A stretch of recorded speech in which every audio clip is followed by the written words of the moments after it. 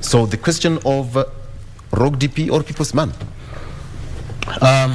First of all, you have to understand that there's a lot of truth in what His Excellency the Deputy President said. I mean, why would you expect state appointments if you're on the opposing side? It doesn't make sense. And I said at the end of the day, those ones who are appointed in states are visionaries, they're functionaries. They are people who share the same vision. You know, light cannot mix with darkness. Two cannot work together unless they agree. Those are just common principles. And he used different idioms, and he has been misquoted before. But, you know, I mean, you cannot employ somebody here in KBC if they don't agree to the ethics and to the vision of KBC. You know, you employ people who want to work here and people who agree with the vision. You know, you can't have saboteurs in government. You can't have rebellious people in government at the end of the day. And essentially, that is what His Excellency Gachagua is saying. And he's a man of the people. He's an honest man, you know, at the end of the day. And he's loved. You know, he's one of the best political strategists I know. And it's not easy to put that kind of man down.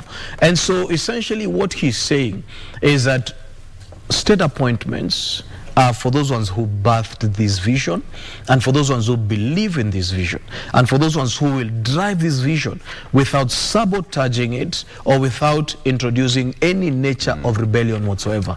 And I think that is usually... As you talk about that, Director, plus you can just go to page 8 of the Standard. Just flip over to page 8. There you have it. Thank you so much. Masit awaits fate as tribunal ends hearing, retreats to write report. Again, something that is quite close to your heart. Now, let me take you to the People Day, the Daily Nation Director. Please just hold on to that, coming to it shortly. Just a sneak peek. Masit awaits fate as tribunal ends hearing, retreats to write report. Thank you very much. On the front page of the Daily Nation, very quickly, big names in race for CSS. Big names in race for CSS. We have got, you know, in the list we have got Dr. Ivan Skidero, Bishop Mongoto Wanjiru, Mr. James Ongwae, former governor. We have Miss Adelina Mwau, Samuel Tunai, etc., etc. Now, it all's with the president. Now, former governors and scores of poll losers are among those who have been shortlisted for the post of Chief Administrative Secretary position, days after the court allowed President William Ruto to make the appointment. So that is also on the front page of the Daily Nation. And as well as that, Uhuru loses allies, Mount Kenya court as political gambles fall flat. Uhuru loses allies, Mount Kenya clout as political gambles fall flat. What is it? Wetangula law firm hired by electoral agency, firm linked to House Speaker, pre-qualified by IEBC. And there is a very interesting story here. Down, I think this is quite for you to read that. Triplets joy for cancer survivor. Triplets joy for cancer survivor. There we have.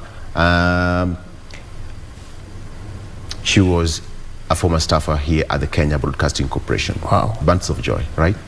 Yes. It's a blessing. It's a blessing. So there we have it. She's called Faith Musoli, who holds her 3-month-old triplets. And she's also a cancer survivor. A story of resilience and of a soldier.